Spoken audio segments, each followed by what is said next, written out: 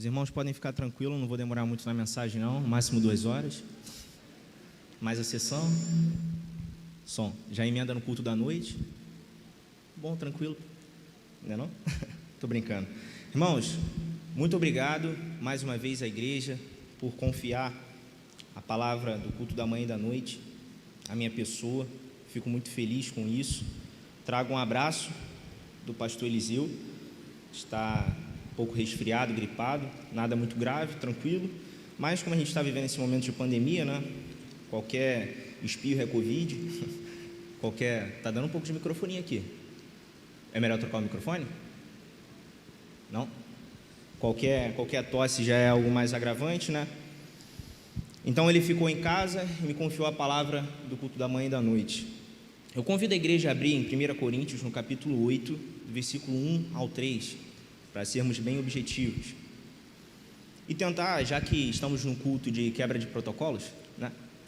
A gente está transmitindo as mensagens tanto da manhã quanto da noite no YouTube, certo? Os irmãos que tiverem interesse de compartilhar, talvez com algum familiar, alguma pessoa que não pode estar aqui, esse link está na nossa página do YouTube, Segunda Igreja Batista em Gramacho, e lá tem um chat. Nesse chat as pessoas muitas das vezes colocam seus pedidos de oração, né? Colocam ali situações que estão acontecendo, e no dia de hoje a irmã Liara Tite, pelo menos é o nick que tem aqui no YouTube, pediu oração pela irmã Stanley. Ela aparentemente foi atropelada, certo? Então que a igreja esteja em oração pela vida dessa irmã. 1 Coríntios, no capítulo 8, versículo 1 ao 3, diz assim a palavra de Deus: no que se refere às coisas sacrificadas a ídolos, reconhecemos que todos somos senhores do saber. O saber ensoberbece, mas o amor edifica.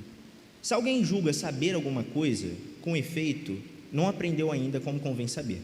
Mas se alguém ama a Deus, esse é conhecido por Ele. Amém. Conhecimento versus amor. Saber, deter a verdade, versus amar, ter misericórdia. Quando nós olhamos a situação que estamos vivendo hoje no mundo, irmãos, a grande realidade é que a grande disputa hoje não é mais necessariamente por território. A grande disputa não é necessariamente por centros de poder físico. A grande disputa que se instaura no nosso mundo hoje é a disputa pelo controle da verdade. Todos alegam deter a verdade. Todos alegam ser os donos da realidade. Conflitos, quem diz fake news, quem não diz fake news. Inquéritos abertos. Jornais acusando-se simultaneamente de que outros estão mentindo. O controle do mundo hoje está naquele que detém o poder de dizer o que é verdade e o que é mentira. Isso, é claro, dentro das correntes políticas toma uma proporção enorme. Aqueles que têm o controle dessas mídias, aquele que tem o controle da autoridade de dizer o que é mentira e o que é verdade, governa. Isso é simples. E é por isso que tanto as mídias mais tradicionais, televisivas, quanto as mídias mais informais, como da internet, vivem em constante conflito por essa busca do poder, por essa busca do controle. E é claro, quando nós estamos falando de uma realidade como um mundo como um todo, a igreja, a religião, ela não fica fora disso. Se olharmos hoje o mundo evangélico ou o mundo cristão, incluindo aí o catolicismo e a igreja ortodoxa também dentro desse pacote, vemos que o que mais temos hoje na internet, nas mídias, nas televisões, são conflitos diretos entre denominações, conflitos diretos entre ramos religiosos. Todos detêm o controle, supostamente, todos detêm as suas verdades, e existe um debate constante, um conflito constante entre os pentecostais, os reformados e os neopentecostais, a igreja católica e a igreja reformada, e vivemos num conflito para quem consegue controlar o discurso, para quem tem o controle da verdade, quem consegue controlar, assim, o poder. E quando olhamos a nossa família não é difícil, não é diferente. Quando olhamos o nosso núcleo familiar, vemos esse conflito acontecendo da mesma forma dia após dia. O pai, o chefe da família, se colocando muitas das vezes como um autoritário, ou a mulher da mesma forma, o filho em uma posição de rebeldia. Todos acreditam deter a verdade, deter o conhecimento, e por meio disso fazem o que fazem ou buscam conquistar as coisas que buscam conquistar. E é esse o enredo que tem tomado conta dos nossos dias atuais. E é interessante porque isso parece ser inerente à humanidade. Porque quando olhamos a carta de Corinto, a igreja de Corinto está vivendo um momento similar. Se olhamos desde o primeiro capítulo desta carta, percebemos que o apóstolo Paulo está desde o início tentando quebrar esse ramo de divisão que está surgindo na igreja.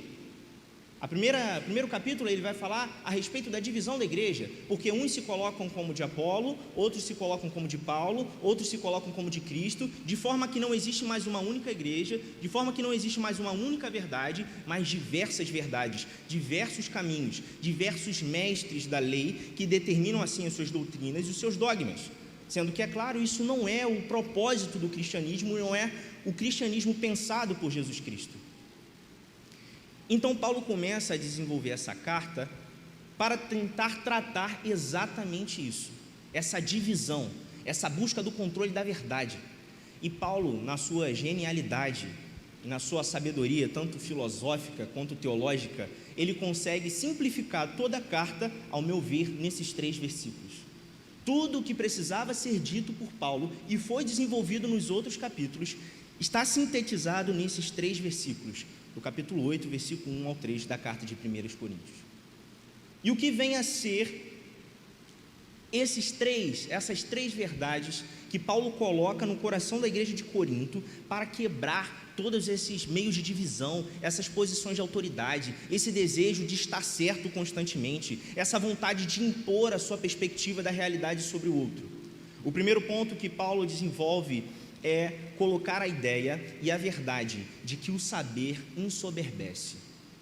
Paulo, para tratar essa igreja, ele começa a desenvolver a ideia de que o saber ensoberbece. Isso está no versículo 1. Todos ali se julgavam doutores da lei, porque o tema que está sendo tratado no capítulo 8 é a de comer carnes oferecidas a ídolos. Qual é o contexto? Vamos voltar um pouco. Qual é o contexto da igreja de Corinto? Corinto era um local muito idólatra.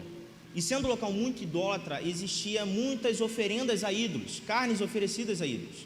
E nesse processo de oferecerem carnes a ídolos, essa carne que era oferecida a deuses pagãos, eram vendidas nos mercados.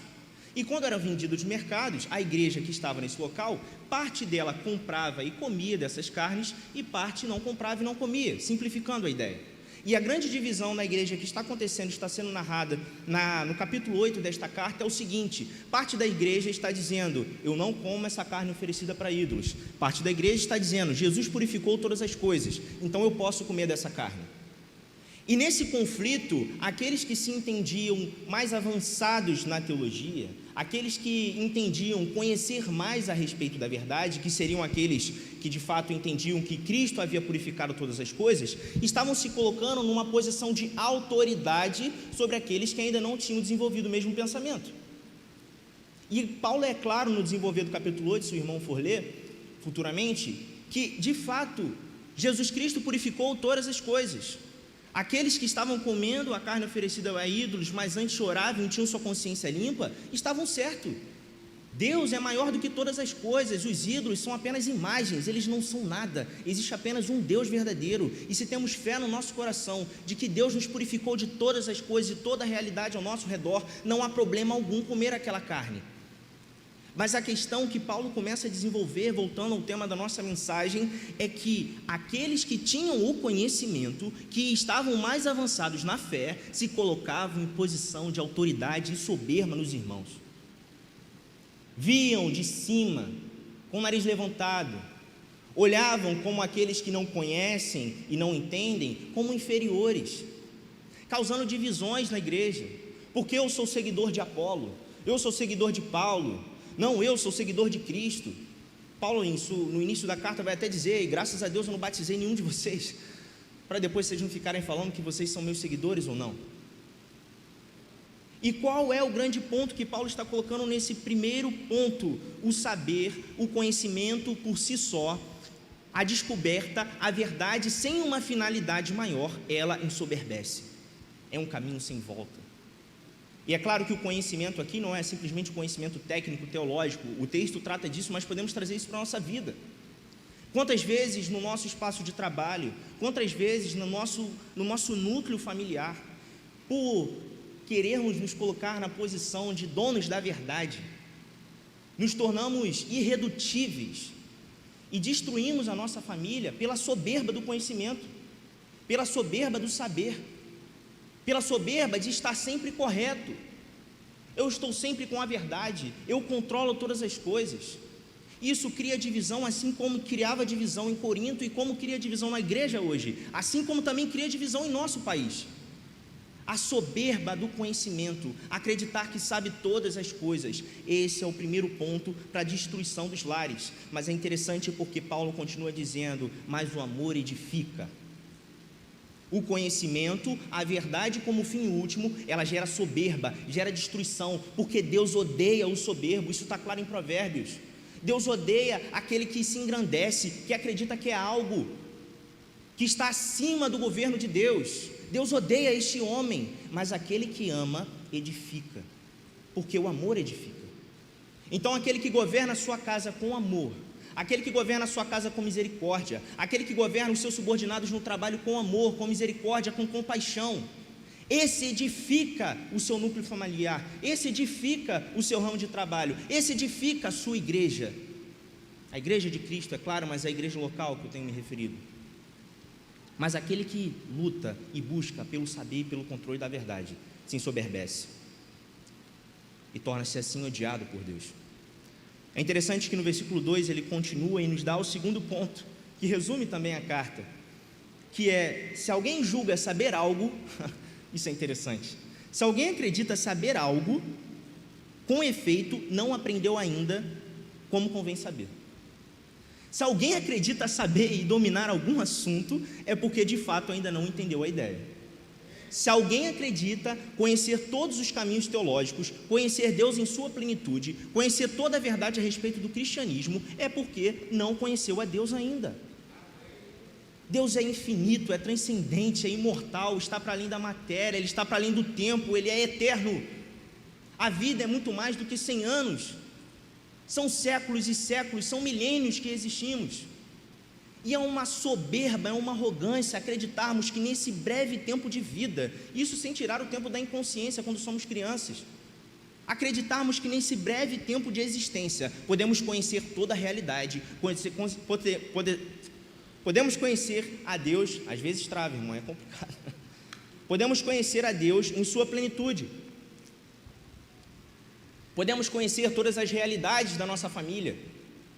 Podemos acreditar, muitas das vezes acreditamos nisso, que entendemos a mente do nosso cônjuge, que entendemos a mente e a realidade do nosso filho, sendo que cada realidade é uma realidade, cada momento é um momento. E quando nos colocamos nessa posição de soberba, de acreditar que sabemos e controlamos tudo, nos colocamos e nos voltamos contra Deus. E pior, nos voltamos contra Deus em uma posição de ignorância. Não é esse o princípio fundamental da filosofia? Sócrates, só sei que nada sei? É o princípio do conhecimento até mesmo para o secularismo. A compreensão de que não se sabe e de que não se pode conhecer. Porque quando temos isso, nos colocamos numa posição de humildade. Isso, irmãos, não é um apelo ou uma argumentação, uma retórica contra a existência da verdade. Não é isso. A verdade, ela existe. A verdade é objetiva. Mas cabe a nós a humildade de entender que em nosso processo de vida não conseguiremos abraçar tudo e todas as realidades e todas as verdades. Porque é essa humildade que nos fará maridos melhores, mães melhores, filhos melhores, empregados melhores, chefes melhores, ministros da palavra de Deus melhores, servos de Deus melhores. Porque se continuarmos tendo essa mentalidade que a igreja de Corinto tinha, de que conheciam e de que tinham conhecimento teológico e de se colocar acima dos irmãos que não conhecem, cairemos em uma posição de sermos odiados por Deus e também nos cairemos na posição de, sendo odiados, não conhecermos aquilo que devemos conhecer. E Paulo ainda continua no versículo 3, é o terceiro ponto, que este é a grande maravilha do Evangelho. Mas se alguém ama a Deus, esse é conhecido por Ele. Paulo, no início do seu argumento, coloca sempre o homem conhecendo algo. Todo que julga conhecer algo não conhece. Todo que julga conhecer algo se torna soberbo. mas no final ele inverte a argumentação e diz o seguinte: aquele que ama é conhecido por Deus. Aquele que ama não necessariamente conhece a Deus em sua plenitude, porque, como já colocamos, é impossível. Mas aquele que ama e vive em amor é conhecido por Deus. É a criatura que se faz conhecida pelo Criador. É a criatura que se faz íntima do seu Criador. Porque, irmãos, o conhecimento de Deus não está na leitura do texto bíblico. O texto bíblico pode ser lido por um ateu. O texto bíblico pode, muitas das vezes estudado por pessoas que não creem na mensagem do Evangelho. O conhecimento de Deus se dá pelo amor. O amor manifesto não simplesmente por uma transcendência, mas um amor manifesto pelo outro, porque no juízo final vai ser colocado: quando eu tive fome, você não me deu de comer; quando eu tive sede, você não me deu de beber; quando eu tive frio, você não me cobriu. Em que momento Deus se revelou a nós por isso? No momento em que o nosso próximo, aquele que está do nosso lado, sentiu fome, sentiu sede, sentiu frio. Se não acolhemos a Ele, então não acolhemos o próprio Deus. O que esse texto está dizendo? Amar a Deus é amar ao próximo diretamente. Porque toda vez que amamos e vivemos em amor na igreja, quando não nos colocamos em posições de soberba, amamos então a Deus diretamente. Um amor que explode todos os limites da compreensão, que faz a criatura, o ínfimo, aquele que é apenas um ponto, aquele que é pó, ser conhecido pelo Deus Criador de todas as coisas. E um amor que invade todos os espaços, um amor que toma conta de todas as áreas, na sua família, na sua casa, no seu emprego, no exercício da misericórdia, da compaixão, da compreensão. E é isso que Paulo está dizendo nesse texto. E é interessante porque ele continua nessa mesma linha argumentativa de tentar mostrar à igreja de que o conhecimento, a verdade e todas essas coisas montadas na lógica, na argumentação, são vãs, e o que vale é o amor, que no capítulo 13 do texto ele escreve: ainda que eu falasse a língua dos homens e dos anjos, se eu não tiver amor, seria como o bronze que soa, como o símbolo que retine. Ainda que eu tenha o dom de profetizar e conheça todos os mistérios e toda a ciência, ainda que eu tenha tamanha fé a ponto de transportar os montes, se eu não tiver amor, de nada serviria. Olha o quão profundo é isso. Se eu tivesse toda a ciência do mundo, se eu conhecesse todos os mistérios do divino, se eu não amasse, de nada me serviria essas coisas, porque esse é o tema central da carta de Coríntios. E é o que Deus tem colocado no meu coração para trazer ao coração da igreja. Não é a verdade, não é a lógica, não é o argumento, não é a autoridade imposta que vai trazer a transformação da família, que vai trazer a transformação da realidade, mas é o amor. Porque o amor tudo suporta, ele é paciente, é benigno, ele não arde em ciúmes, ele não se ufana, ele não se ensoberbece, como Paulo havia dito já, não se conduz inconvenientemente, não procura os seus interesses. O amor tudo suporta.